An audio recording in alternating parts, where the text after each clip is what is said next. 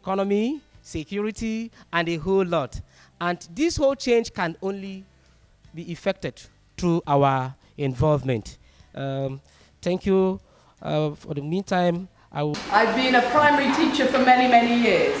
Please welcome, please could everyone stand and exercise your glutamus maximus. Please squeeze your buttocks. Please twist your legs, flex your muscles. Please take 10 deep breaths. This is called brain gym. We need exercise for the brain. Please twist your lower back. Please twist it to one side. Please pull your shoulders back. Raise your arm if you need to stretch. Get yourself and some air going in your brain. I'm very impressed that I have seen not one yawn today. I'm very impressed with you young people. Please sit down. Welcome. My name is Esther Clinton. In fact, I am a retired head teacher of many years. I'm a retired teacher of many years. I retired early though, look how young I am. But please know that most of my life is behind me. I know that. I don't have the proportion of my life ahead of me that you have. So today I pray that I come here and I can inspire you. We are the Opas and the Olmas who are in the race of our lives. We have a baton in our hand and we want to pass it to you. But we want to make sure that you are trained and qualified and you know the race that you have to run. I can't run your race for you. I come here on behalf of, in fact, in Gambia I'm a trustee for several charities. I can't do it all. The one I've come to represent today is Women in Need. I have brought my brothers and sisters, Rachel, Paula, Dave, who are the UK ambassadors for Women in Need. Everything I've heard today, I'm loving it. Thank you. There is nothing I've heard today that is not good sense. Nothing from community to everything on this agenda today has been put well together. Thank you, Brother Solomon. Thank you for inviting me. And I'm going to my brother. There can be no greater gift than that of giving one's time and energy to help others without expecting anything in return. You hear that? Not how can I get funding to do this? My brother here was talking about it. Not expecting anything in return. You know, stuff that you do 10, 15 years ago is true. People remember it. I remember when I first came to Gambia, I've been here many years. I sent some boys out, I think with 200 dalasi of mastic, around the community to see who had leaks in their, their corrugate before rainy season. The people in my community can still remember that day. Me, I can't remember it. I can't even remember it. But they told me, they were laughing. He said, I never lose. I either win or I learn. You hear? I never lose. I either win or I learn. He said, it is better to lead from behind and to put others in front, especially when you celebrate victory, when nice things occur. You take the front line when there is danger. That's what a leader does. Then people will appreciate your leadership. He said, a leader who relies solely on authority to solve problems is bound to come to grief. There are characteristics and attributes that you as young people need today to work into you and to know in which direction you're going, so that tomorrow you will know how to be leaders. Leaders, I believe, are intrinsic. It's part of who you are. You can train yourself, but there are many people who would be bosses, who would have the authority and the power, but they are not leaders. I love this. Of all, I'm a Christian. I run a small house church. Well, it's not small really. In Kololi. I see many, I'm married to a Muslim. I have a Muslim daughter. How do you work that all out? Huh? But God is faithful. I love what Nelson Mandela said here, because it is secular, but it is also spiritual. And we are all spiritual human beings. So there's a part of us that needs to react, that we are political human beings, we are community human beings, we are health, our well-being, our physical well-being is vital. Everything you'll hear today, for an all-round, for a well-balanced person, it's necessary. He said, a leader is like a shepherd. He stays behind, or she stays behind the flock, letting the most nimble go out ahead, the most able, the ones who are physically fit go out ahead. Who's physically fit today to go? He said, whereupon the others follow, not realizing that all along they are being directed from behind. There's one last quote I would love to, I printed these out. The ink on my printer is nearly gone. Great leadership usually starts with a willing heart, a positive attitude, and the desire to make a difference. My last quote. A person always doing his or her best becomes a natural leader. Just by example. Are you a good example today, or are you, as someone said, a warning example? Look at that woman there. Don't be like her. You understand?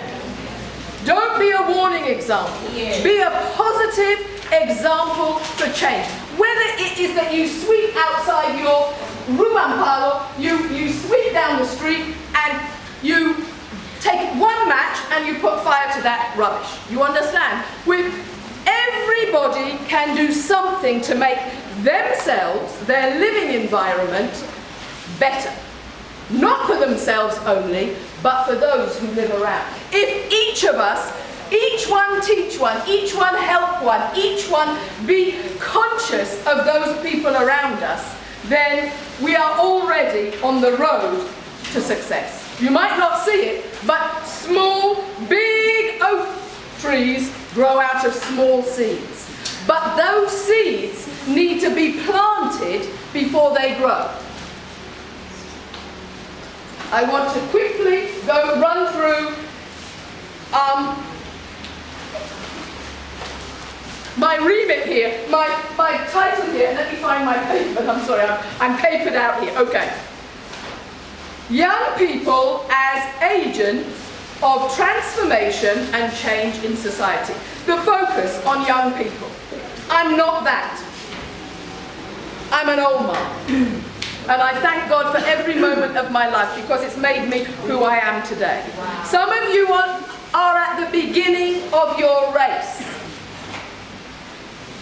But I want to inspire you to keep focused, to keep challenged, to be inspired about what you can do to change Gambia here. We need to work towards being the change that we want to see in society. We need to be the agent. It's through us. We don't keep pointing. They said in Nigeria, if you point the finger at somebody else, be careful. 3 more are coming back at you. So if you are saying he should be doing this, she should be doing that, they should be doing that, that's their department, be careful. 3 are back on you. What are you doing? Everybody defines leadership differently. But the way I like it is, it says, somebody called John C. Maxwell, I don't know who he is, he defines it as a leader is one who knows the way, who goes the way, and who shows others the way. Inside of you today, sitting here, are the germs, the seeds of leadership. I look out here, I don't know if one of you are going to be the next Prime Minister, or the next, President of the Republic of Gambia. Who knows? Irrespective of how you define a leader, he or she can prove to be a difference maker between success and failure in the community. A good leader has futuristic vision and knows how to turn ideas into real-world success stories. Today, I want to take a brief look at some of the important leadership qualities and attributes that make for a good leader and separates bad leaders out from good leaders. Honesty and integrity. A bad leader obviously is a liar and is somebody who cannot be trusted. A good leader is upright in all their dealings, be it financial, be it relationship-wise, be it social-wise. They have an integrity. That is the core of who they are. You can't pretend to be straight and honest and upright when actually you're not.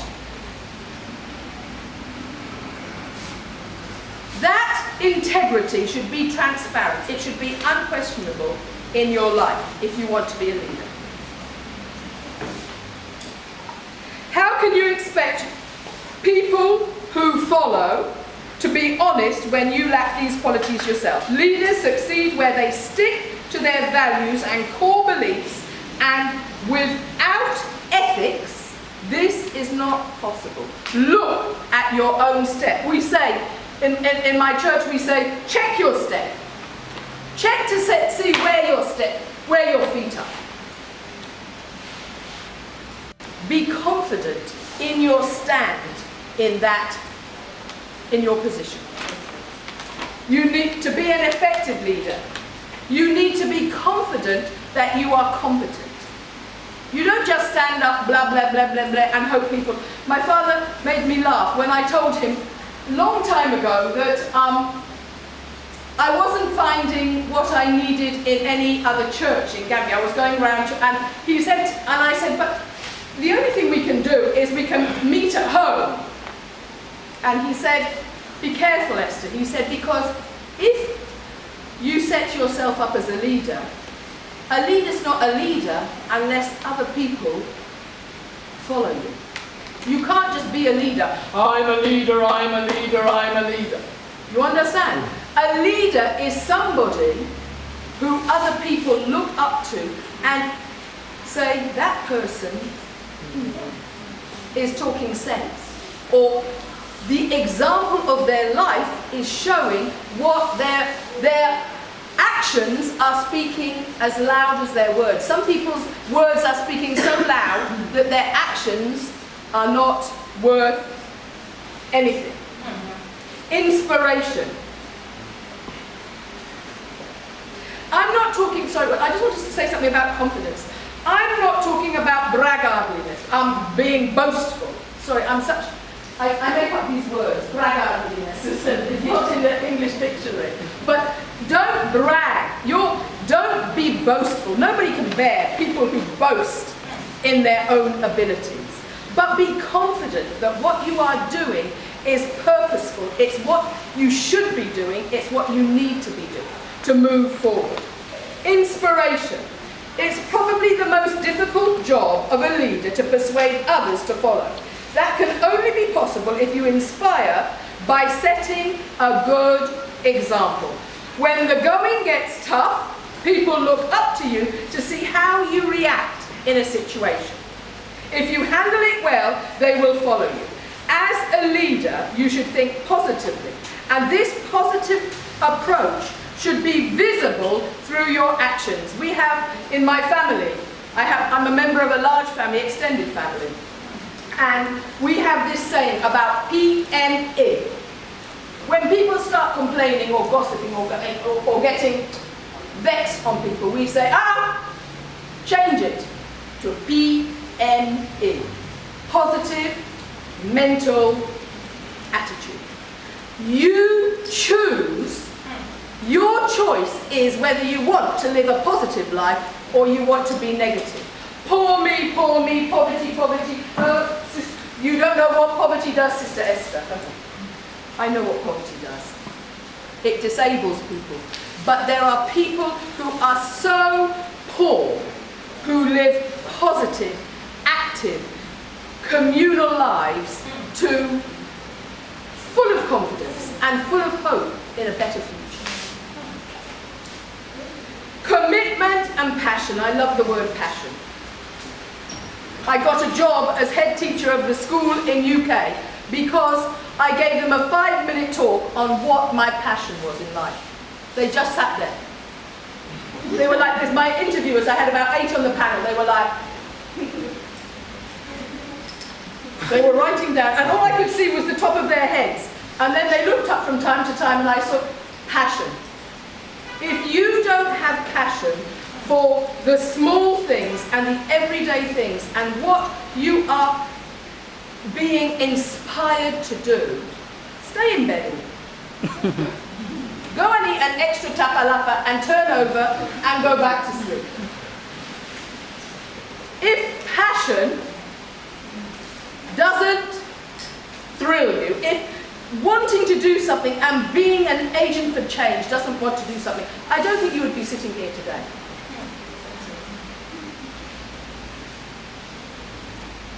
Be a good communicator. A good communicator is about mutual respect. You can't, if you don't have it, you can't just manufacture it.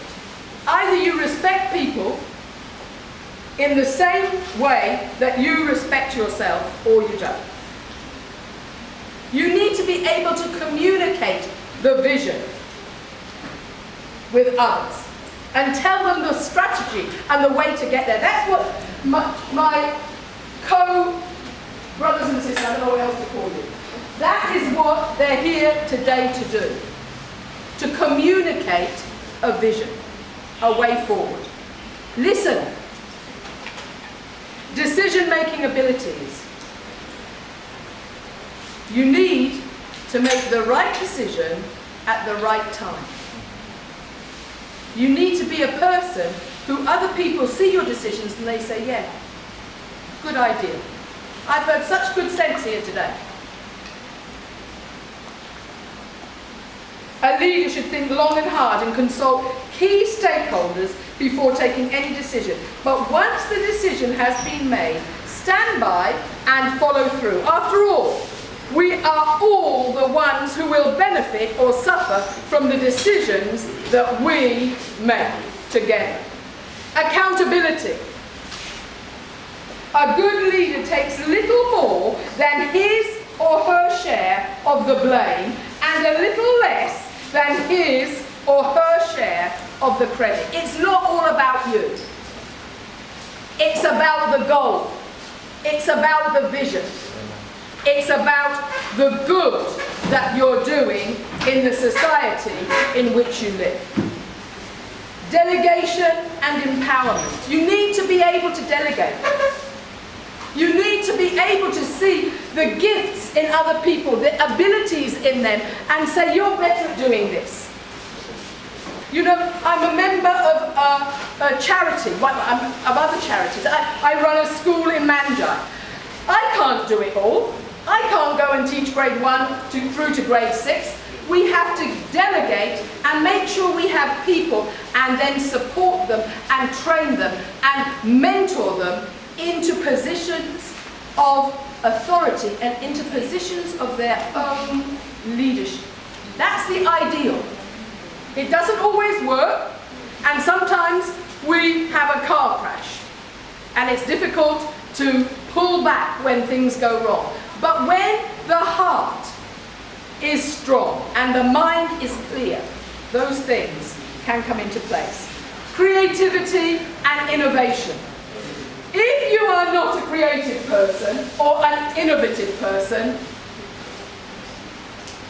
bring people around you who are.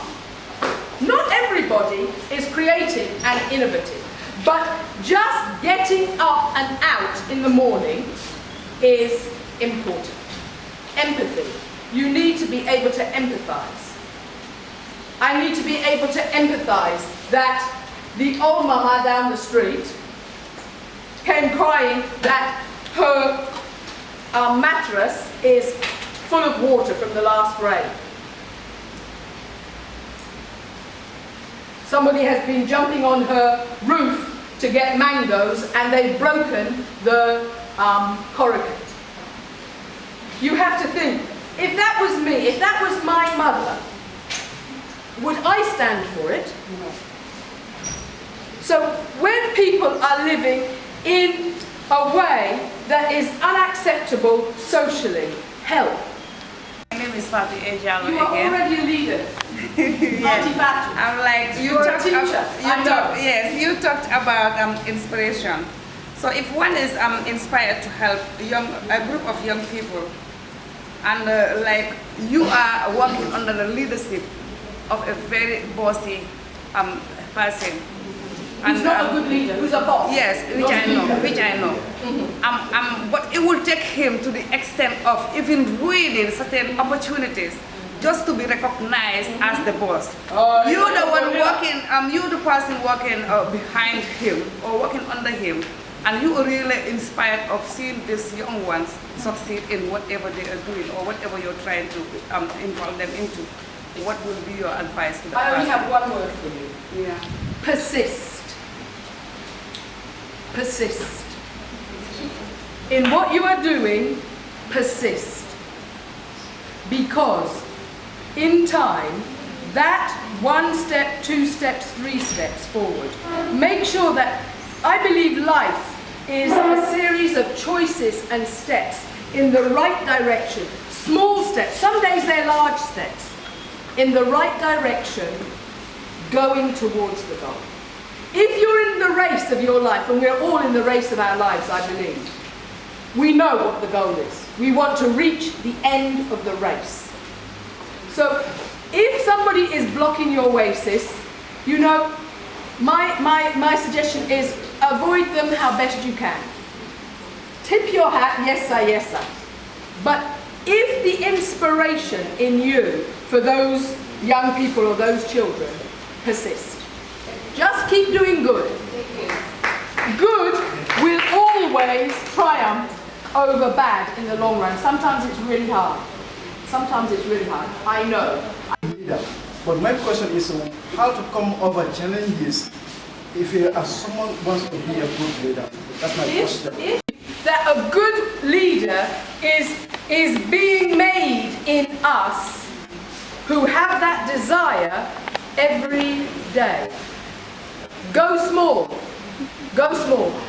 Every 1 step by 1 step. You know, if you want to bring back, you know the Berlin Wall that used to be built between, anyway, I've forgotten the name. They had to knock down that wall with hammers and chisels, block by block by block. But soon the whole wall was down. It's never going to be built again. So it's the same thing I tell my fellow teacher here is persist. Persist. Persistence, you have to be persistent, because you're not just going to walk up to your goal without any, listen, if you are an athlete, you train, you punish your body, it hurts, your muscles are paining you. If you're in the race, you need to be in it to win it. You know, you've got to be training yourself, and things will knock you. Yes, they will. Life will knock you. It's not all straightforward. You may want to be doing a degree in a further degree, and there's absolutely no finance. The place is dry. Everyone is stranded who you go to. Sorry, the doors are all bolted locked, not just closed in your face, they're bolted, and when you try and push, you won't get through. Persist. But don't persist with your hands in your pockets. Don't just sit there waiting for something and doing nothing. Do something in the waiting room. If you are waiting to go into the doctor's surgery, or if you're waiting to go to the next level or the next step. That's my advice. Many years. In England, we work with vulnerable women in the community, especially those that are involved in the commercial sex trade. So it's women in need and families. We support them, and we work with women through domestic violence who are fleeing, who've been trafficked. We work with the police. We work with different many agencies to help them exit whatever trap they feel that they're in. We come to the Gambia and we came in 2014 and we did training here, and it was to work with violence against women. And during that training, we were training people from the police force, from the army, from Tanki Tanka. So we've covered many issues, and it's the same kind of work that we do over in the UK. When we come to the Gambia, what we want to do is we want to make a difference here. We don't come here to wave the flag and say, look at us, and take photos, you know, give the kids the sweets, and look at the photos, look at the poor children. We're not about that. We're here to make a difference. You'll never find us on the website because of the type of work that we do and the vulnerable people that we work with. We come to the Gambia to help people move forward.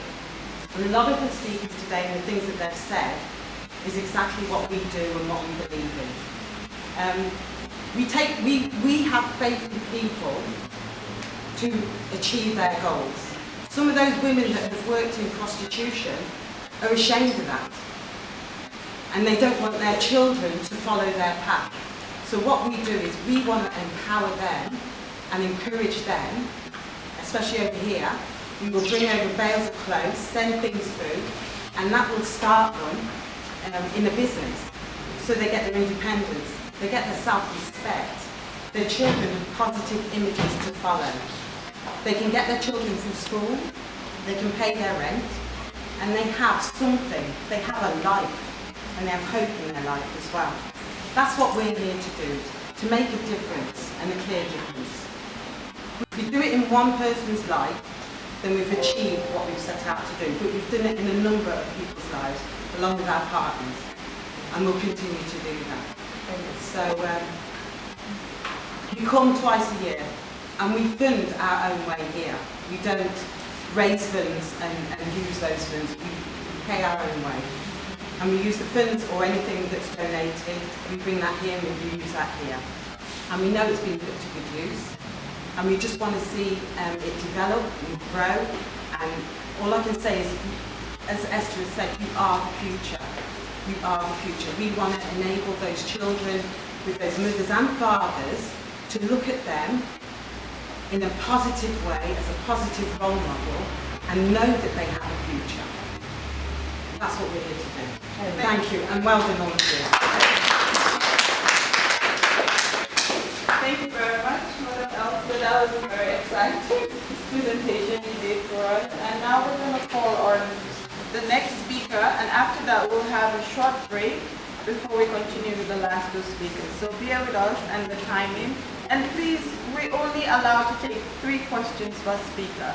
So if I don't ask you to stand, just bear with us. Are we together? Yes, we have been doing it this way. You cannot come and bring in something new, it will never work. And they want you to always follow the status quo. So they see you as a threat, and they look upon you as somebody who has come to destabilize the organization. And for me, I could not stand that, and I just moved out. But looking back, with the experience I have today, I believe I should have stood my ground in that particular organization. And also female participation in civic engagement. It is frowned upon.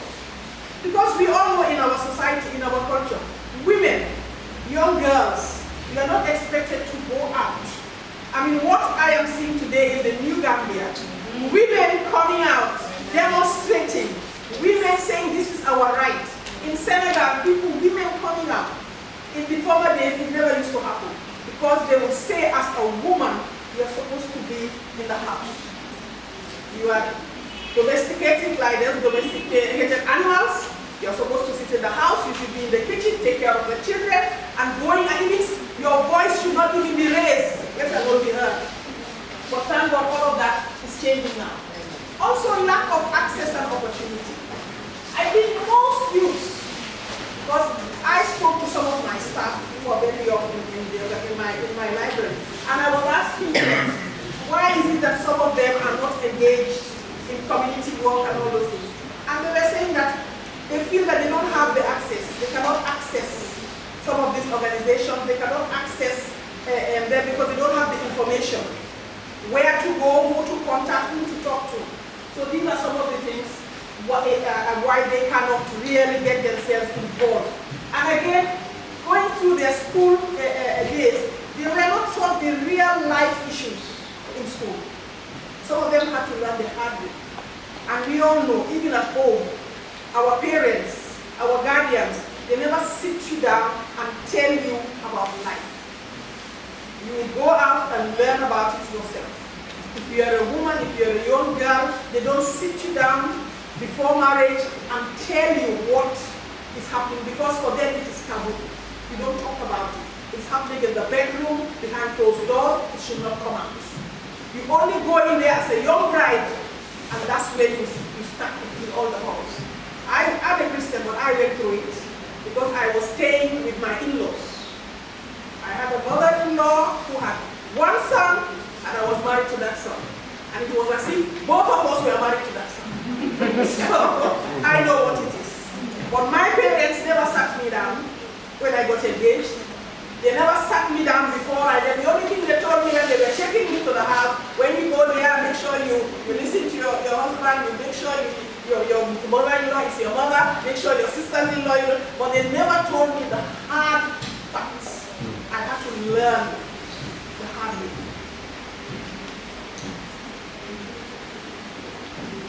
Another thing is young people need more opportunities. I know you have opportunities now, which we never had, but I believe they are limited. You need to have more opportunities.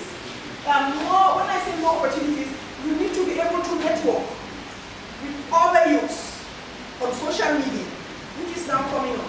You need to be able to know where to go. The Tango is there. You need to know civil society, the headquarters, where to go to, network, let them put you in touch with other youths so that you'll be able to get ideas and you come together. And that way you'll be able to get support. So some youths, as somebody was saying, they don't want to get into politics because the support is not there. And they are beginning to be wondering, can that be sustained? If a youth wants to stand up and say, okay, I want to stand for councillor of maybe Newtown or whatever, how many youths will support that youth? First of all, that youth, maybe he or she has just got a grade 3 job or grade 4 job, and we all know the civil service, the salary. So that youth will not be able to be dishing out monies like the older opponents will not have that a clout to stand up and speak out. So it's as if the youths, we are all saying the youths are the leaders of tomorrow. We keep saying that. But what opportunities do we give them? I would wonder how many older people would vote for that young person to go into office. That very young person they say is to be the leader of tomorrow. They would prefer to vote in their own peer to go back into office instead of taking somebody young and nurturing that person to grow so that they'll be able to follow in their peers' footsteps.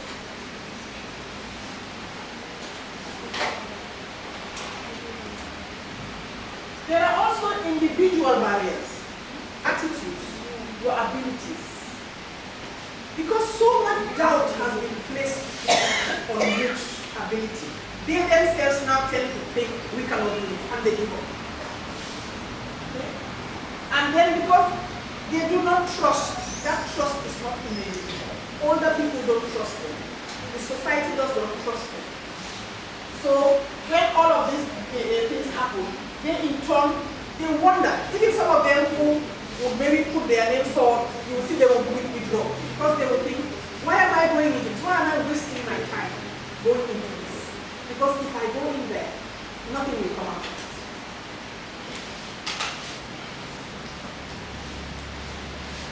it's more difficult to get those to speak out. I mean, you are looking at a person who, up to the time I finished my high school, I would never stand in front of a group, even the classroom, to talk. I remember in school, even if I knew the answer, I would not raise my hand because I had this fear of crowd, people. But all of that I lost when I became involved with YWCA, that's the sister organization of YMCA. And I started to work with the girls, and I started by volunteering there, and there were people there who nurtured me. And even though it's a Christian organization, we have people like Amisila, we have people from the Women's Bureau, the former director like CDB.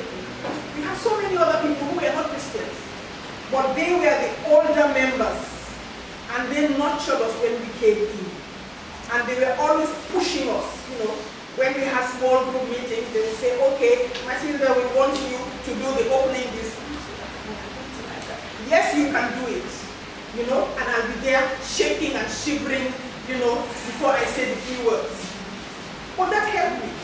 It helped me to a point where when the United Nations, so I used to volunteer with the United Nations, when they had their office in Banjul, and they were looking for people to go for observer missions for the UN.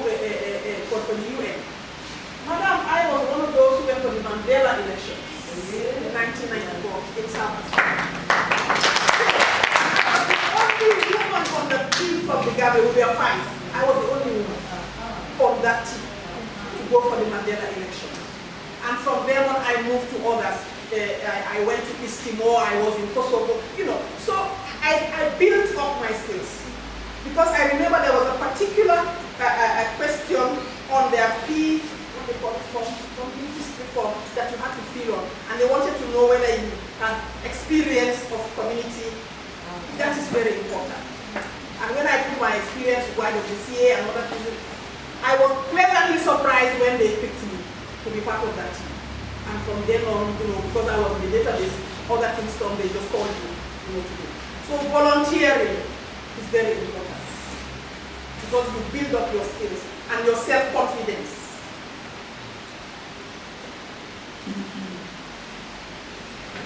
Lack of capacity. This is another thing which some of my younger staff came up with. And they said that they want to be engaged, but when it comes to the issues of their decision making, the older people don't allow them, they don't want to hear their voice. They put them aside, and what they, the older people, say is what should stand.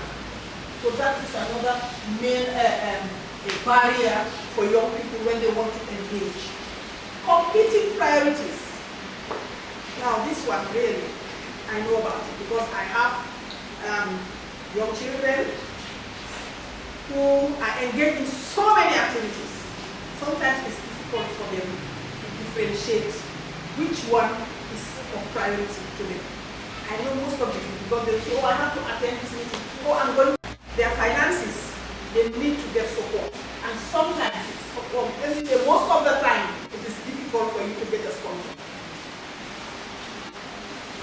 And of course, again, this bit, I talked to one or two people who came to the library, and they were also saying that participating in some of these civic engagement, especially in the political arena, there is a fear that the security or the military may try to infiltrate into some of these groups. So because of that, some of them shy away. And also because of that, the older members of the group, when young people come and pose themselves as wanting to be members or to be part of it, there is a testing time. They will be 3 or 4 years, and they will be observing you. And when they feel that, yes, this person is a normal person, this person is not here to leak out secrets or whatever, then before they bring it. But by that time, you have passed your youth age. You are no longer youth, so you cannot speak as a youth.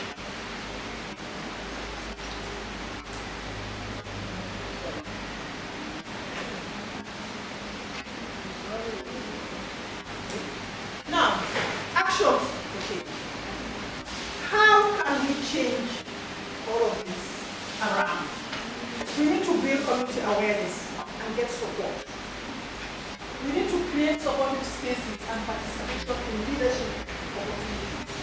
We need to link with role models and mentors. There are a lot of people in this country. You don't need to go outside. A lot of people who can be your role model, who can be your mentor. You can go to people and say to them, I want to do this. If you want to be able to communicate with youth, use social media, Twitter, Facebook, whatever. Use it, WhatsApp, whatever, use it. Because that is where you can get them.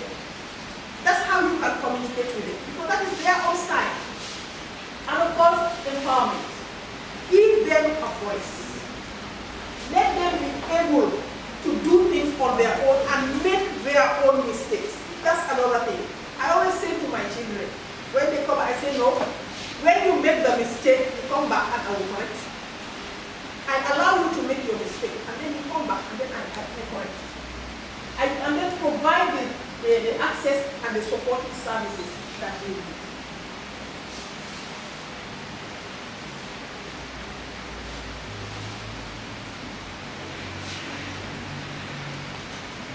Now, at the end of it all, what are we going to achieve? Full participation of youth, especially the young women. Because for a long time, young women have been left out. Women and girls have been in the background.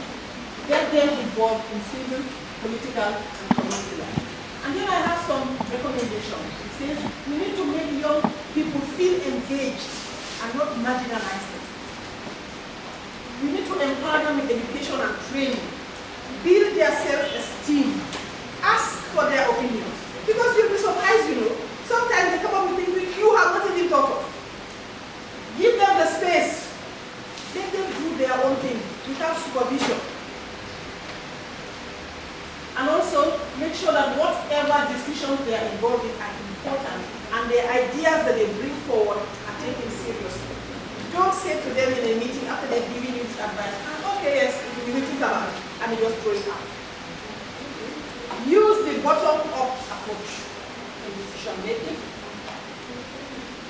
In order to get them involved, it is important they identify the issues that they see, and it's important to get them to actively participate in addressing those issues. Don't do it for them. Let them do it for themselves. And this is critical, because then they own it. But if you want to do everything for them, then they just sit back and they don't own anything. It's necessary to start from where they are. Start where they are, and then you build them. Come on, let them grow. Okay? Give them the tools and the time to develop their own abilities. Youth can create social change. It is only through giving you meaningful opportunities to do and actively participate that we can help to foster youth capacity and motivation to lead and effect change. For successful youth involvement, it is also important to involve their families and religious leaders. We know in the Gambia, you cannot do anything in communities without families, without religious leaders being part of it. Thank you. Thank you very much. We're entertaining 3 questions before the break. Any questions from Mrs. Matilda Johnson? Contribution? No?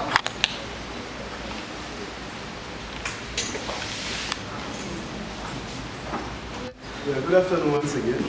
My name is Ibrahim Ajara. As I said before, I'm a project coordinator. So I just want to add on a contribution or a comment to what our sister have just concluded, saying that is on the topic barrier to youth into civil engagement. So looking at the barriers that contributes to youths not being involved in civil engagement or decision making sometimes have to do with our attitude as young people. Like what Madam has said before, you have to be that person, okay? You have to be that young person that, the elderly people can trust. or the elderly people will appreciate to bring you into these forums of, speaking on behalf of young people or making decisions on behalf of young people. There is an idiomatic expression that says, if a young person's hand is clean, you can eat with elders. It is said in the English language, it is also said in our local language. So we have to also look at, which type of person are we bringing ourselves, because right now, a lot of child rights and a lot of privileges and the rights have been given to we the young people that sometimes we tend to forget, who we want to be in the future. So these things has to do with all the barriers, or it contributes to our barriers into civic engagement. So, we are young people, and then it is now that we have to decide who we want to be in the future, whether we want to be given the opportunities, whether we want to be listened to, or whether we want to participate in decision making and then also engagement platforms. Thank you.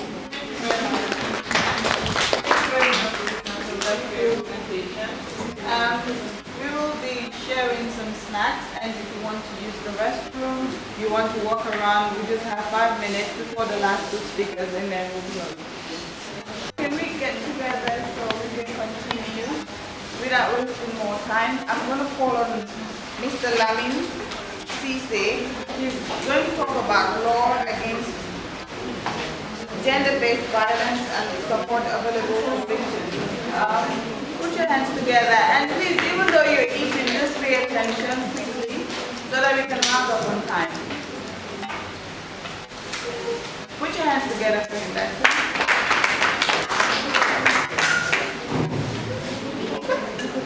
Good afternoon.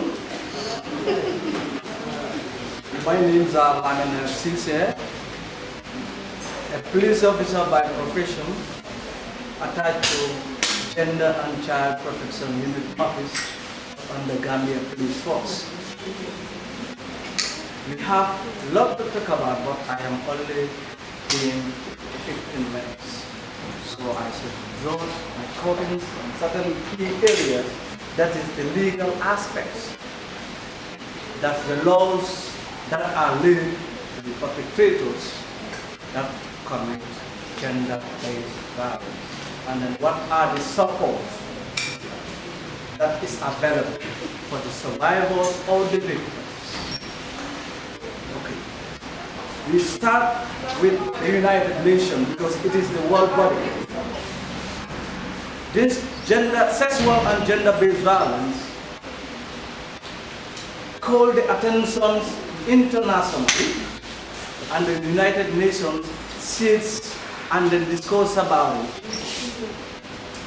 And then Gambia has nearly rectified all the existence international, regional laws that protect or prevent all form of discrimination and then elimination of violence against women and girls.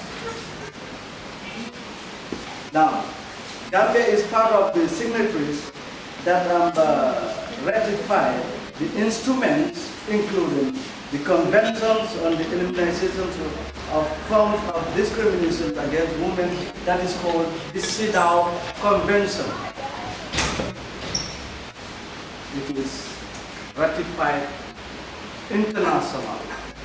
When we comes to our regional level, that is Africa, that Africa also, the rectification is called Maputo Protocol. It is ratified. The protocols of African charters on women's and the people's rights, on the rights of women in Africa. Then women are very powerful, but very vulnerable too.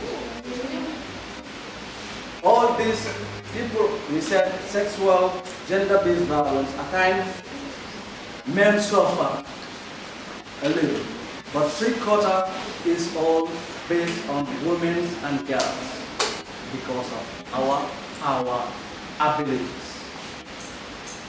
We feel men are powerful than women. When you come to the Gambia, many of us don't know that there are legal instruments laid on all these aspects.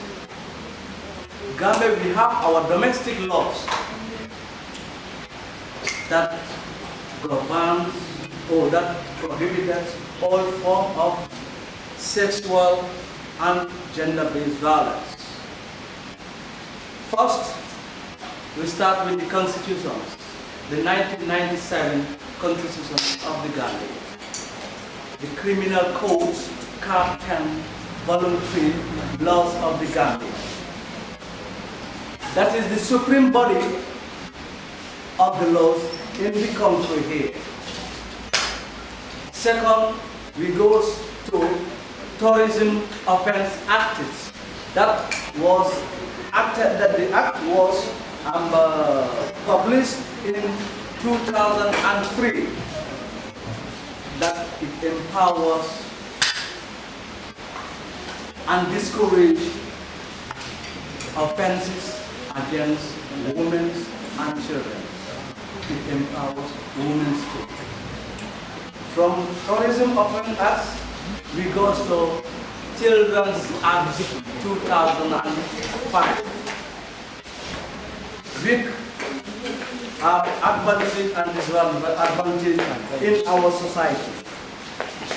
Because nowadays, everybody said, I know my rights, based on the Children's Act. As my previous colleagues have been said, rights goes with responsibilities. Your rights don't infringe somebody's right to. These are legal instruments, these are laws that are here purposely for us, but many of us don't know their existence.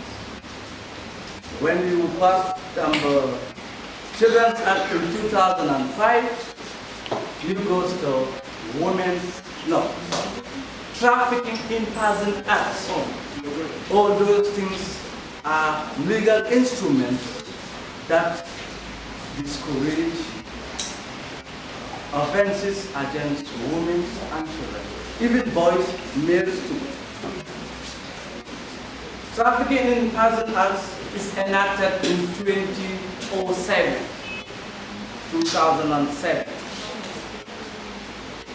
From that 2007, the states, the actors also come up with another act called Women's Act that empowers women in all corners. That is in 2010. All these acts, people are saying, they said Children's Act, Women's Act, where is Men's Act? You think of it. But it's power imbalance. Women are always vulnerable. Internationally, they need to be protected. That's why many of these legal instruments are laid for them. In 2010, then you pass on. The states, the actors never stopped. In that 2010, they said now we're going in for Sexual Offence Acts. That was enacted in 2013. Sexual Offence Act. Today, most of our discussions. If I say yes, will you question me? Yes. If you say no, then I will question you, right? Who said no? Don't point. Who said no? No one. Okay. I will come to you. Okay? Now, we have places to report sexual, gender-based violence issues in the whole country. At times you may not know, but if you go to the police, the social welfare, one-stop center, victim centers, you may know many of these acts. to me myself, I feel many of my compatriots don't know the existence of sexual offense acts, even in the police force. But that act is now very powerful, because even in the criminal code, the rape and then the violence are all erased from the criminal courts, bring it into sexual offense act. The act is powerful, 2013. That I think we all should familiar ourselves with such laws. And then, whosoever is a perpetrator in these offenses, the minimum is 7 years in jail. If they said the magistrate have just leave this man to walk free and go, you are 7 years in prison.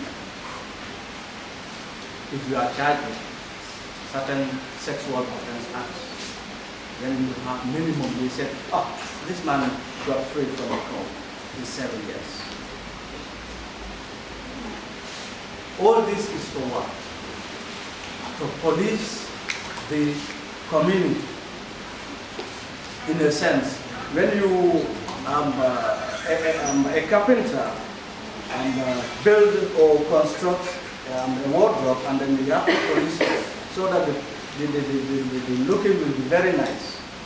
And then these laws are here to police the community so that the community will be looking very nice. Oh, I don't have the time. Am I going too far? Thank you. I have 2 minutes. For questioning or I can okay. Now the acts that I said, these laws from the Constitution, the Criminal Codes, Tourism Act, Children's Act, Trafficking in Persons Act, Women's Act,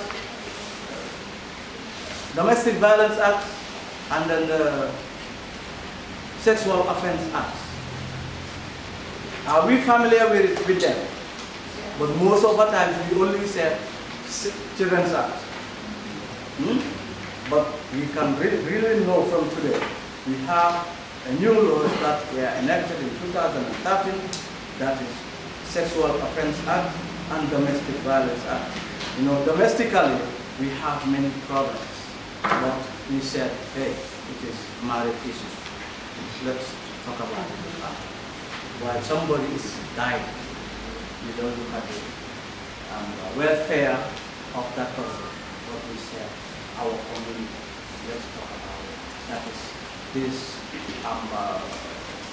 how we call it, and we should break culture of silence. Let's try to expose certain things.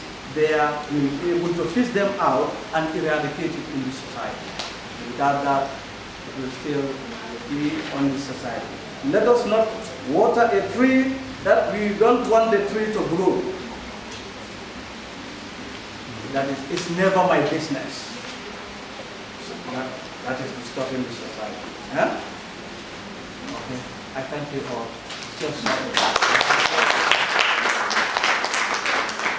Any questions from Mr. Lamin? We're only entertaining 3 questions. Yes. You can start questioning and wait.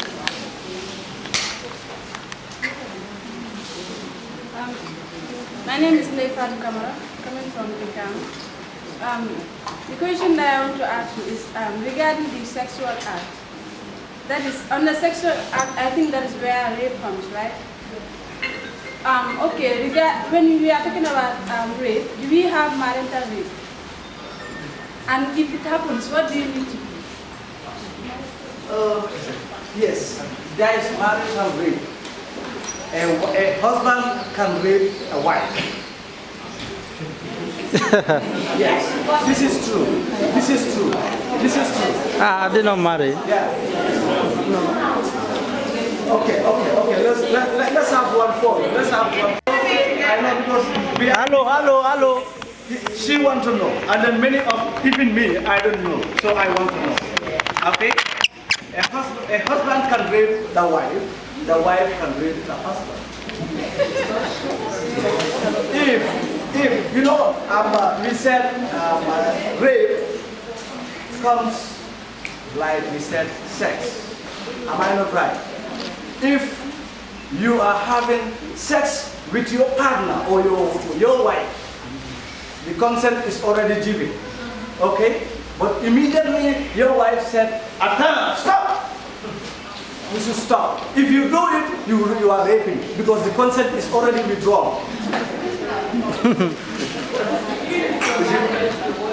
Are you communicating? Is it communicating? Very well. Yes. Very well. Okay. Thank you. Are you clear? I mean, what I asked is like, for instance, if it happens, What are the outcome? What are the outcome? Okay, you know, this is where I am saying our community, this knows of culture of silence. We said you just go to your neighborhoods, but you don't want to go and report it at the police or about necessary authorities. Because what you fear is your community, your people, the pastor, how will they judge you in this? But you definitely know your right is with infringed.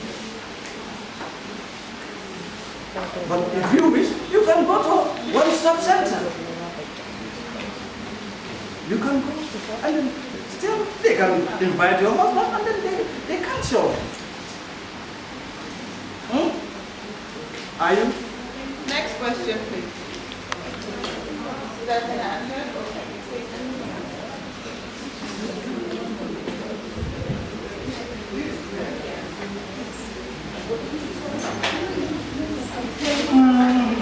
Okay. Definitely we are working on this, but to be honest with you, at this right moment, the police don't have that resource center for this.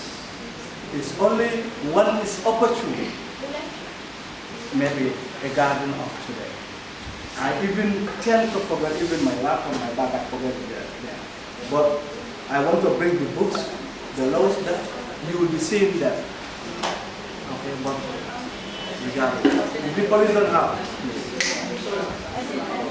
Can we please know that question? Yes, okay, thank you. Does the police have a resource center where people can access these acts? But normally we have our resource place where we normally get all the certain things at the Women's Bureau.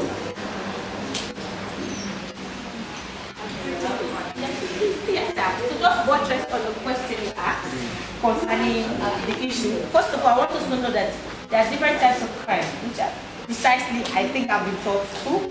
We have civil crime and criminal crime. So all of these ones have different mechanisms in their approach. Criminal crime, you have to go first to police. This is how it's been done. Civil crime, you don't even need to go to police sometimes. You can just go directly. For example, somebody owe you money. You understand? But in the case of, like the nature of what he's saying, that has articles, I'm not a lawyer, don't look at me like this. Don't mind me. I think they can give you the latest. I'll give you some examples of the criminal crime and civil crime. Discussion from Wednesday. And it's going to be taken by the program officer of Think Young Women. That's the person of Mrs. Basi Mane. Put your hands together for her.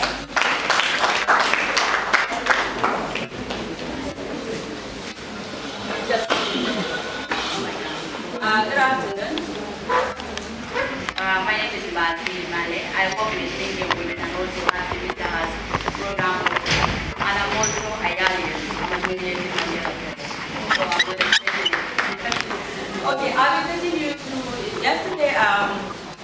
Ali called me to inform me about this activity, so I had to just come with a brief presentation, thinking that this is a formal gathering, but I would have loved it to be just a discussion.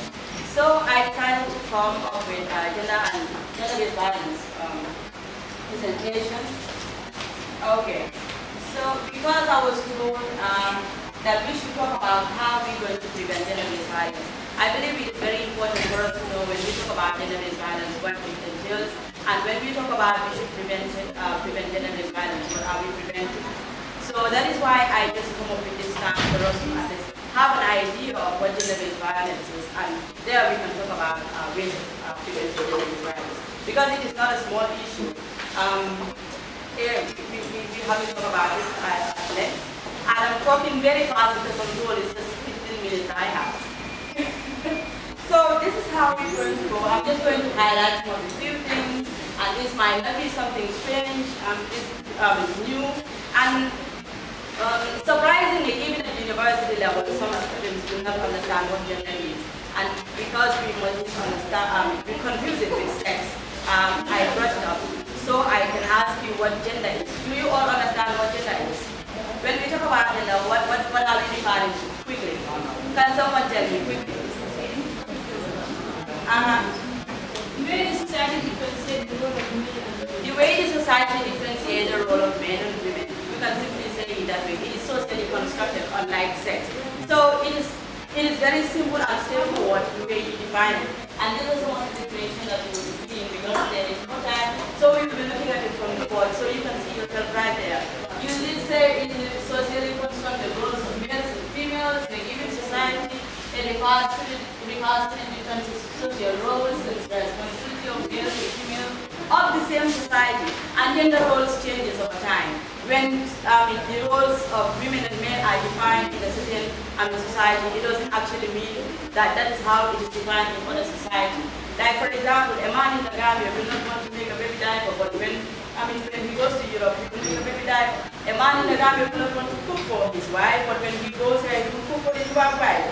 So there, it does not have they don't have the same definition, so it changes over time. Okay, and what is sex? We all see it here, the biological difference of male and female. You were born male or you were born female, or now otherwise. So you will see the difference between the sex and gender universal is universal. Like you were known as a woman, and everywhere you will know this universal is everywhere, so it does not change. So biologically determined never change without surgery. Yeah, that has been qualified now. So gender socially constructed, like I said, dynamic and changes over time. It is dynamic, like I explained. Different between cultures, like different orientation, different culture. So people are oriented differently. I could remember I had this debate in Uganda where we talk about gender norms and women representation in politics and the like. So I was talking about the patriarchy and feminist point of view.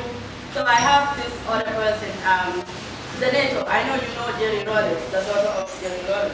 Some of these women, sometimes we all don't agree on some of these points, so it was a heated debate as to how we can be oriented sometimes. It all should go back to our reorientation, how we are adopted in our home, how we are brought up in our homes, how the society grew us. It all should go back there, so we reach at that point.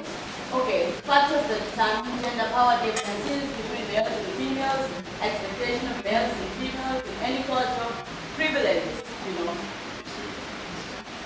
I'm fast. I'm fast, I know, right? I have only 15 minutes. I hope it will be extended a little bit. Okay.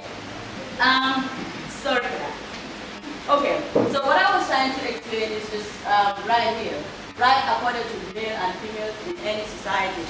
Like in our given society, we all know like this patriarchy that is prevailing in our societies, and as a result, it is making women so vulnerable and feel low of themselves, and they feel inferior. Give an example of violence. Yes, now let's talk about violence. What is violence? When we talk about violence or violent acts, what are we defining? Do we know what violence is? Give an example of violence. Anyone give an example of violence? Okay. I have it here. When someone uses his or her strength or position of power to hurt or harm someone else on purpose, not by accident, then his or her action or behavior becomes violence. Violence includes threat of violence and acts which could possibly cause harm, as well as those that actually do. So it's not something that is done by accident, it is something that can be perpetrated, by an individual who feels he has the power or she has the power to inflict that violence on someone using his strength, he's using his power, to intimidate, to threaten someone.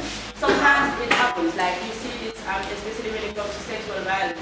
You see the cute protocol, like give and take thing in our society, especially in our work setting, where the give and take will come. If a woman, for example, is supposed to climb on top of the, towards a promotional ladder, someone else, will try to bring the person down because they have the position by telling her, maybe, give me your body, or you will not excel to that position, And also because you are an alcalo in the society, you can deprive any woman from accessing land and other resources in the society because you feel you are the man and that male dominance also. And so we will come to different forms of violence. What is gender-based violence? Okay, according to UN General Assembly, any act of violence that results in physical, sexual, or psychological harm or suffering to women, including threat of such act, coercion, or arbitrary deprivation of liberty, whether occurring in public or private life, is defined as violence. So you could see different forms of violence have been highlighted here according to the UN General Assembly, so we'll be looking at it in depth. So violence said, according to UNHCR, violence that is directed against person on the basis of gender or sex. You direct, violent act, to a person because the individual is, a woman or a man, and most often it happens to women. Threats such as forcing the person, depriving the person of liberty, and so forth. So forms of violence, we have physical violence. When we talk about physical, we all know it talks about the outside, So, it has to do with examples of here. You either make the person feel directly, feel pain directly, injury or other physical suffering, bodily harm, including kicking, stabbing. Sometimes we see that most of them, especially, among men and women in our homes, in the schools, you see men kicking women, fighting, especially among couples. It happens. So sexual violence and behavior that is unwanted, unconsented, to or misleading or act of degrading or treatment using force, threat or power to obtain, perform sexual act on the victim. It inflicts physical, emotional, psychological pain or injury onto the person. So, I have you talking about sexual violence here, specifically when it comes to rape. So this is defining both rape and also something that is related to, let's say, sexual assault. So any sexual advances that is,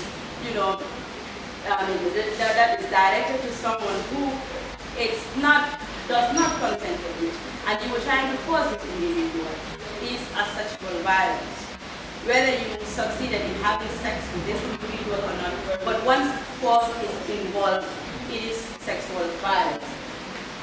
So you see it force, even forced marriages, marriages, sex is involved. So if you force someone to get married, it is sexual violence. So rape, defilement, nowadays we are seeing the issue of rape coming up in the Gambia. A lot of people are talking about it now. So, here we go. Psychological violence have to do with emotional things. Degrading treatment, using harsh words on someone, it affects the individual psychologically. Not so. Insulting, saying words. Sometimes you have a quarrel among yourself, or a man and woman having a quarrel among the midst of people, you hear certain words that you would not like to hear, and it will make the woman or the other person feel low and feel degraded. I hope I'm communicating. Okay. Common example of domestic violence. We have here intimate partner violence, wife beating and girlfriend beating. I need not to dwell much. You do see that, not so. Okay. So now I am told I am left with 5 minutes. Why do we need proposal violence? So let's go further and talk about the Gambia. In the Gambia, the demographic health story reveals that 41% of women aged 15 to 49 have experienced physical violence at least once since age 15. 5 of women aged 15 to 49 reported having experienced sexual violence at least once in their lifetime. Overall, about 1 in 4 ever married women, 26%, reported having experienced emotional, physical, and sexual violence from their spouse. Among ever married women who had experienced spouse violence, physical or sexual, in the past 12 months prior to the study in 2013, 24% reported experiencing physical abuse. So here the statistics continues. What are the root causes? So power dynamics, so you see physical condition, patriarchy, it all comes from that. The culture of, accepting violence in our society, like some women will tell you, my husband will beat me, yes, like he doesn't love me, like some believe that when a woman is around, she has to be beaten, some believe that beating and fighting is part of relationship, is part of marriage. Economic inequalities and dependence of women on men. Yeah, many women depend on their husband. And many women, even your boyfriend, sometimes you go there every day and give him the same transport and transportation for you. Like one of our lecturers will use this example. So at the end of the day, it was like, he would like to take advantage of you somehow. So the dependency also causes, but I would say like that is not a license for that. Patriarchy, that's male dominance in society, masculinity, gender, socialization. So we have acceptance of violence as means of setting this really, this is how people believe it. Readiness to resort to violence. People are ready to resort to violence. Even whereas people know that at the end of the day, it will not do any good result. They will be like, wait, the moment they fight, in this case, the wife really needs to be beaten, or they really need to fight to know their standard, or at the end of the day, to respect each other. So people are ready to resort to violence. Places where IDPP usually happens. Home and family, yes. In our homes, especially sexual violence, we see incest taking place. We see men and women beating each other. School and other educational settings. The workplace, the community, state custody, in conflict zones, in the bush, etc. So, some legal, social, and economic consequences of gender-based violence. So, violation of fundamental human rights. Yes, it is a violation of fundamental human rights. When you violate someone, when gender-based violence actually is a fundamental human rights violation. Like my brother said, he made mention of some of the instruments that we are aligned to as Gambian, and some of the laws that we have here, and it's against human rights. Increased crime rate, increased legal services, long-term imprisonment, the perpetrator can be imprisoned for long-term. Perpetuate the subordinate of women, where violence occurs always. It perpetuates the subordination of women. Carries a heavy economic cost in families, exactly.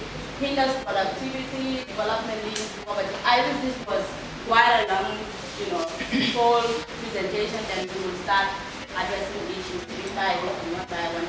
Divorce, separation, we've seen divorce and separation cases as a result of frequent violence taking place within our homes. Feelings of guilt, stigma, blame, and hatred. This is very common to rape victims and sexual violence victims. At times they blame themselves, they get stigmatized in the society, and at the end of the day, they pay in the society, especially women. Like when someone encounters violence, sexual violence, one time or the other, society will be pointing the finger at you, and even whereas sometimes getting married becomes a problem. When someone wants to marry that individual, they be like, that person has been raped before. They start pointing the finger at you, and you start blaming yourself, and people will be like, where were you when you were raped? What were you doing there?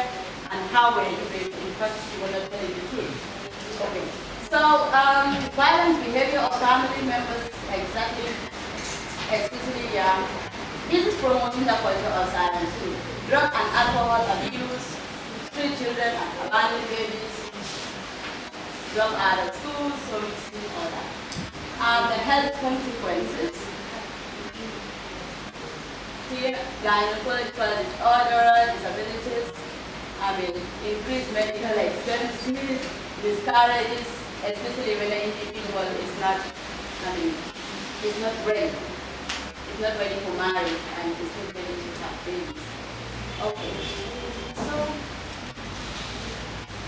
there is one slide missing. I think that was brought in my class time, and that one has to do with how to prevent gender-based violence. So I was like disposed, and let us put a few points that I think I can remember. So how do you think we can prevent gender-based violence? How? How do you think we can prevent gender-based violence in our society? And the different forms of gender-based violence that are mentioned. Remember, no society is free from gender-based violence. So how do we prevent gender-based violence? Because these are issues that we see in our communities all the time.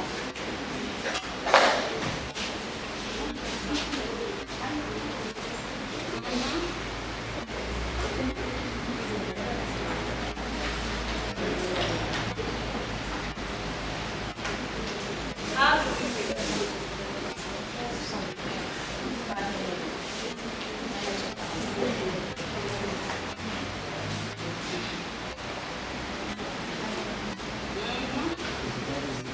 So, I think something is wrong with that.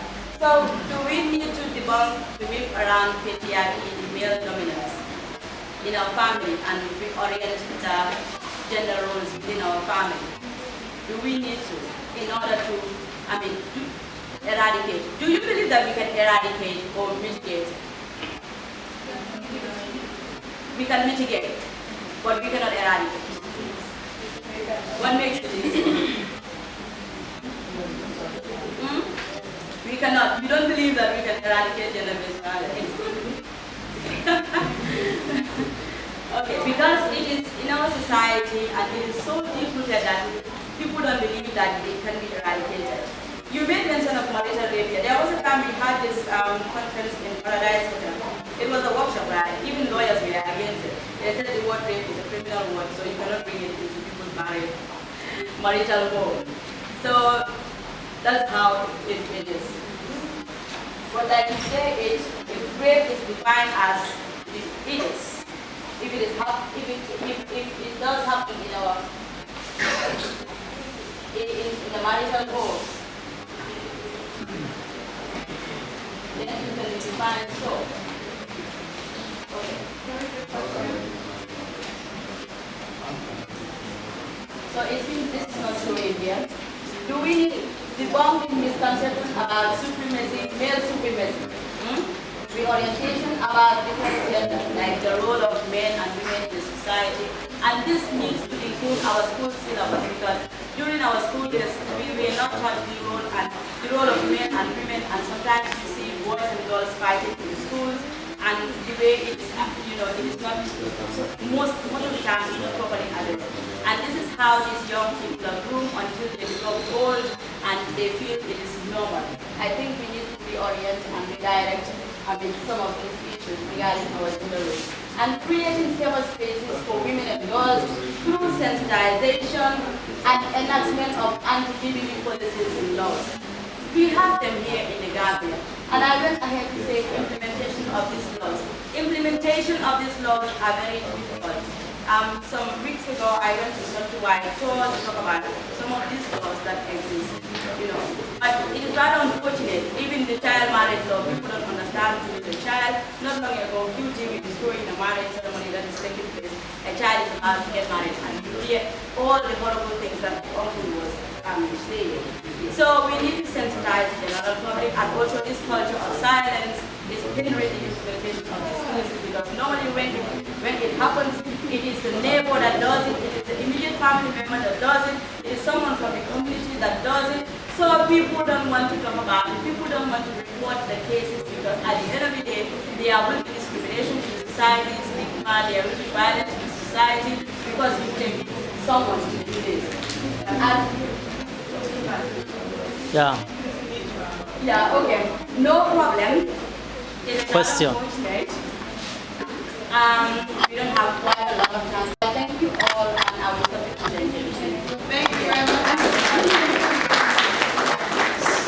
We're going to go straight to our next presentator and then we'll take all the questions at the end. Please send down your questions if you have any. Thank you. I'm going to call on Mr. Momodu Nzai. He's the program manager for the...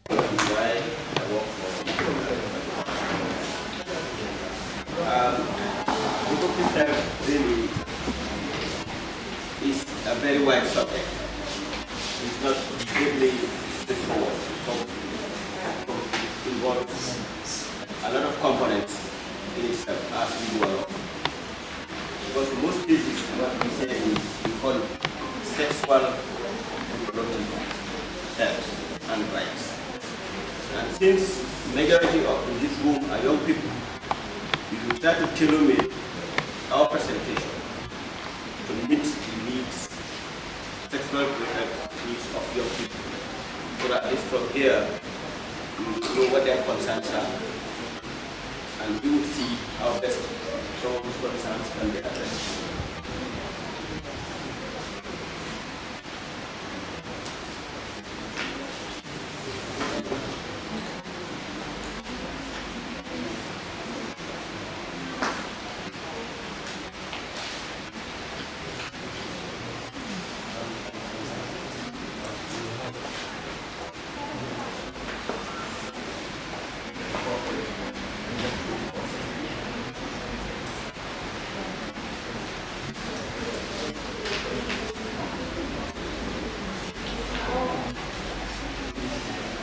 So, actually, coming back to the topic, I think the objective of reproductive health is to improve the quality of life of men, women, and young people. And to achieve all this, high quality, to achieve this, all services must be provided consistently with high quality. Quality, though, is a very complex word. But what we can see is a high quality ensures that clients are empowered to make informed, confidential, and timely decisions about their sexual reproductive health and rights. Access to SRH services and family planning has been recognized as a right to every individual and should be in the center of all SRH programs and services. So now when we talk about sexual reproductive health, there are no definitions talking about sexual reproductive health. We just try to cap some from WHO, which is a well-known international organization, and also to inform you that SRH is a concept as opposed to how many people understand what really SRH is. Because they are trying to combine sexuality, reproduction, reproductive health, and rights. That's why they call it SRH/R, leaving information out. Thus, sexual reproductive health and rights, or SRH/R, is a concept of human rights applied to sexuality and reproduction. I think here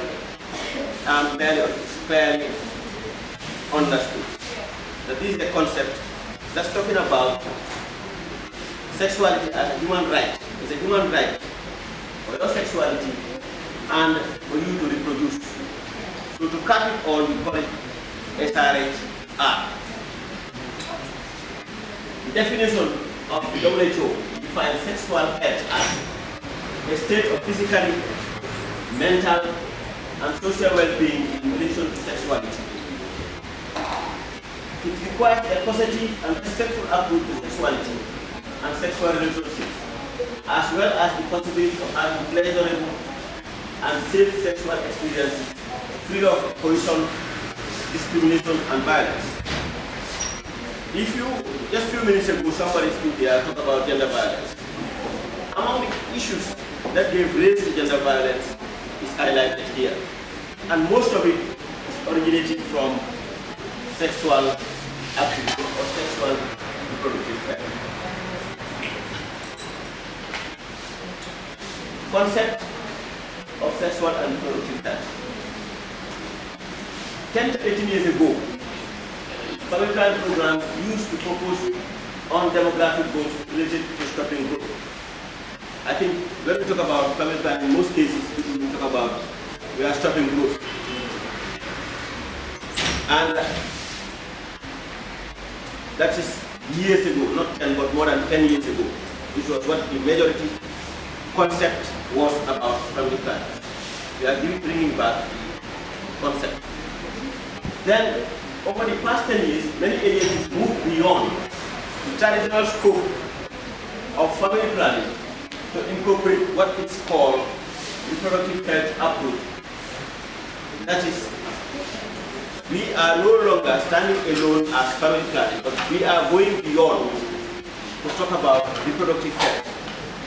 When we talk about family planning, we talk about space, we talk about health, we talk about reproduction. But all of them started on its own. But now the concept has come that, look, why can't it be coined to be reproductive health, which will take care of both sexuality and reproduction, which family planning is the main form of the basic, the main basic of this. This objective I read before. That's the main reason why we're talking about sexual reproductive health.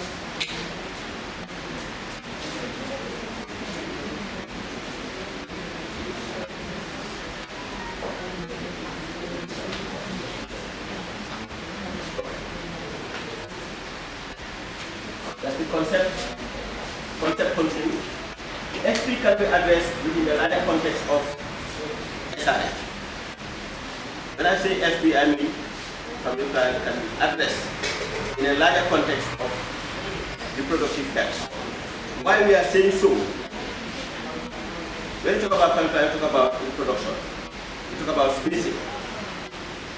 So, secondly, the issue of income choice, quality of care, gender and sexuality should also be addressed. When we talk about reproductive health, these three issues should also be addressed within reproductive health. In the absence of these three components, we cannot talk about reproductive health. The third is the importance to respond to a wide range of clients' sexual reproductive health needs, which include STIs, including HIV, safe motherhood, abortion, and post-abortion services. When we are saying SRH, these are also components of SRH. That's why I said SRH is a wide component. I think many of you know what abortion is. I hope so. And many of you know what post-abortion is. Do you know what post-abortion is? I want you to be also responsive from the ground. You know what post-abortion is? You don't know what post-abortion is. Somebody after she has performed abortion, that period, the complications that may arise, this is what they call post-abortion. Because in most cases, the dangers are at post-abortion period. So when somebody aborts, the consequences that follows may lead to the loss of life or fertility. Some talk about life, but the worst is loss of fertility, when you can no longer bear children. Then we talk about STIs also. We cannot talk about reproductive health without talking about sexually transmitted infections. Originally it was STDs, that is sexually transmitted diseases, but now the new phrase is sexually transmitted infections. These are infections that takes place during sexual activity or sexual intercourse. HIV, we know, concept still went on the same. Most importantly, traditional family plans, married couples, are not only individuals with different needs. Other groups such as young people, youth people, and other vulnerable groups need to have their SRH needs met by all the programs. Because it's always thought that it's only married couples that have sexual protected needs or sexual urges or whatever other type. But no. How about the vulnerable groups? Please, when you talk about vulnerable, we are talking about the visually impaired. Don't they have? We talk about the differently able, that's those who cannot walk, or those who are suffering from dumb or hearing. Don't they have sexual reproductive needs? They do. And let me tell you seriously, sometimes we had one meeting with those visually impaired, talking about they tell you some of the misgivings they receive. Some of them are even raped. In the process of helping them, direct them to their places, they are raped. And you don't know who raped those people. So, and what is rape occurs? What happens? Our first thought is, call the police. Let's go to the police. When we go to the police, what do? Go to the hospital. When they go to the hospital, they make their investigations to see whether it's a rape or not. And from there on, the person is released. But what happens now, within that period of the 7 days? This poor girl may have picked up pregnancy. So my thinking and the recommendation is, all gender-based violence centers should have what they call emergency contraception. That in the case of rape, even though these processes must take place, give that victim a tablet of emergency contraceptive which can protect her being pregnant within the next 72 hours. Immediately. That's why we say immediately after unprotected sex, and you feel that definitely I may get pregnant, it's advisable to go in for the early morning pill, which is called emergency contraception. You take that tablet within 72 hours, you will not get pregnant. Else, after 72 hours, that's not pregnant. So, but in most cases, it's left, and then they're dragging the case while the pregnancy is developing. What will happen in the end? The parents, they will say abortion. That's another crime. Maybe dumping. That's another crime. And many other things. And all these things are happening among the young people. It's happening to the young people. Whether employed or unemployed, whether going to school or not going to school, they are the victims of some of these things.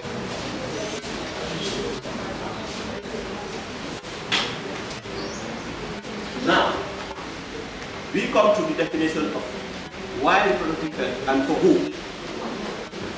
When we talk about young people is the period between childhood and adulthood. Am I right? Now, youth, adolescents, teenagers, who is an adult? I want to ask you a question, very interesting question. Who is an adult? Huh? Who is an adult? Or who classifies himself as an adult? So, yes, sir. Someone above 24 years. Someone above 24 years. Above 15. And any other suggestion? It's 18. And who is a teenager? Somebody below? A teenager. A teenager. Who is a teenager here? Huh? What's your age? Can I know your age? Yes. Yes. 17. So what are you? What are you? Are you an adult or are you a teenager? Teenager. You are a teenager? Yes. Why? I want to know, because we have to know where we stand and the consequences here. The reason is, you know, a teenager is between 13 to 19. You can be a youth, you can be a teenager at the same time. So you are within the cohort. So you are not going to escape one of those issues that may happen. So that's why we say adolescence is 10 to 19 old, and the youth is 10 to 24. But in Gambia, the thing is I think 10 to 35 or 13 to 35, but it's beyond 24 years. In some countries, some very funny statements you read, they say, 13. Whoever your spinal cord is okay, you are a youth. So therefore we are also youth, or recycled youth. So it's okay, but that's not a big deal. So, but definitely these are some of the things that we use to classify as youth. I talked about the sexual approach of that, but I will talk about also the rights. Because we cannot talk about sexual reproductive health without talking about the rights. All of you have the rights, and the rights are 16 as accepted internationally by ILPF. That's the International Planned Parenthood Federation. This is also another organization, just like WHO, working in the empowerment of women and the well-being of women and children. So basically, they carve out 5 minutes. They carve out 16 rights. There's the right to equality and non-discrimination. You cannot discriminate when you are providing sexual and reproductive services. These rights are geared towards services. 2, the right to life, liberty, and security of the person is very important. The right to autonomy and bodily integrity. You have the right to your own body. You do not have any right to your body. The right to free from torture and cruel and inhuman and degrading treatment or punishment. So this is also another right, SRF right. The right to privacy, which is very important. Because you may come to our clinics, we give you services, the next minute we say, this lady, just for our clinic, anybody who does it, you have the right to shoot him or her. That's one quality. The right to the highest attainable standard of health, including sexual health, with the possibility of pleasurable, satisfying, and safer sex experiences. This guy from the police was talking about that right. You had to say certain extent to say, no, stop. And the guy doesn't want to stop. You have the right to stop it at that particular time. This is what we are talking about. Then the right to enjoy the benefits of scientific progress of its applications. He said it just about 30 minutes ago, 45 minutes ago. You have to work with WhatsApp, all the networks that are operating. You have the right to that. That's where you have the right to get the information. The right to education and the right to comprehensive sexuality education. And this is some of the things. The sexuality education is existing. If not, it should be incorporated in this course so that students from 10, 24 or whatever grade, they know, it's their right to know and have access to that information. But we cannot just say, because of religious reasons or whatever, kids should not know anything about sex. We are not going to accept it into the schools. Really, it may be a move on us to see that we pay the consequences in future. The right to decide whether to have children, number and spacing of children, and to have the information and means to do so.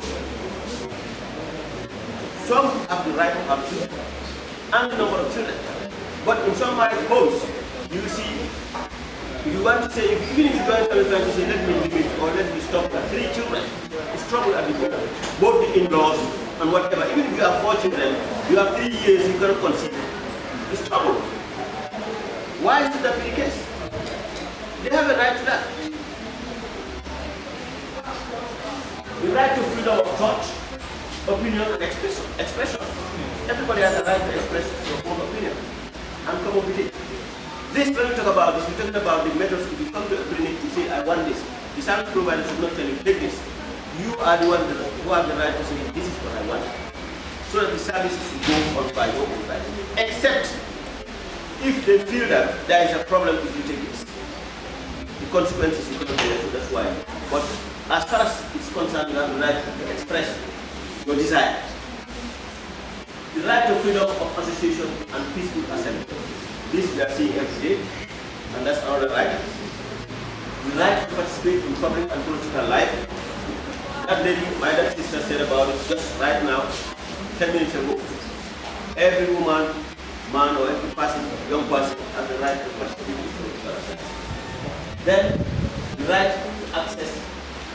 access to justice, remedies, and redress. Currently, that's what happened in the Gambia.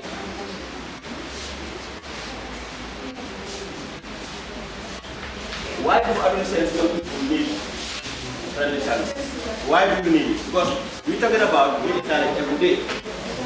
But we have to ask ourselves the reason why we need the services. About 44% of the population is below 15 years and 90% between the ages 15 to 24 live in Ghana, which is developing poor. So you can see 44 plus 90 will give you almost about 63% of the population is between the ages 10 to 24, which is the most crucial stage in this country and of the young people. Therefore, however, young unmarried couples in the past were not expected to need services. Many people say, what does people need services for? Young people doing it, they are not married. They ask for these questions. But now these things are overturning itself. We need to understand that major cognitive, emotional, sexual, and social changes affect young people's sexual behavior. As you are growing, you learn it in biology, you learn it in schools. As you are growing, you have your own sexual urges. And as you are developing maturity, these things, your organs are growing, and you see the features in the young person. And they become very, very inquisitive. For example, significant societal changes giving more opportunities for women and women to rising of the age of marriage. Because now, things are changing. We have to empower women, and also with the increase in age of marriage of young people. That is the main reason why some of this SRF information is needed for young people. Still, adolescence equals maturity. Adolescent reproductive maturity means sexual interest, curiosity, peer pressure, sexual maturity, and ability to reproduce.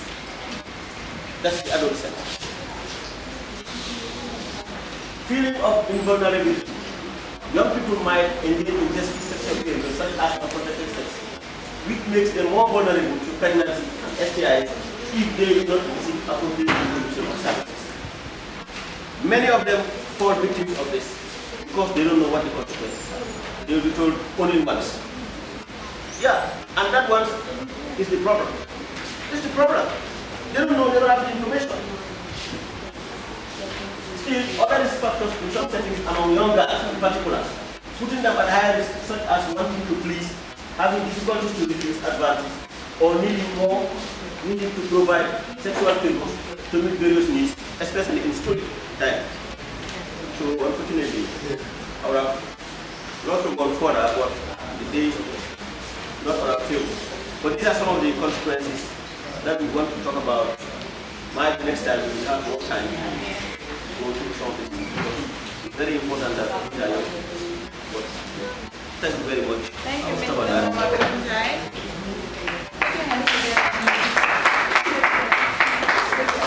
Do we have any final questions for either Mr. Mohammed or Ms. Mane? Yeah, there's something. You have a question? Yeah, this individual was trying to clarify the term that was used, written.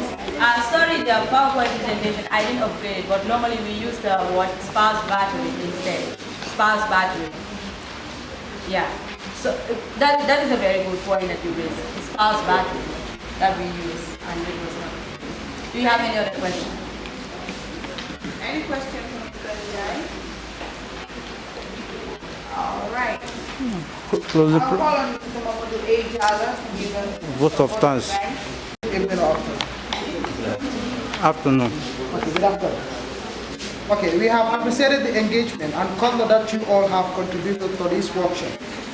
This workshop have been proactive in coming to grips with important changes taking place around our civic engagement and community organizing activities. knowledge, skills, and attitude on sexual and reproductive health and the different forms of gender-based violence. Methods that can be used to prevent it and support that are available for victims.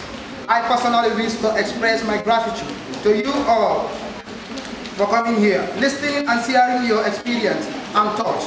I hope you all have a safe journey home. Thank you all.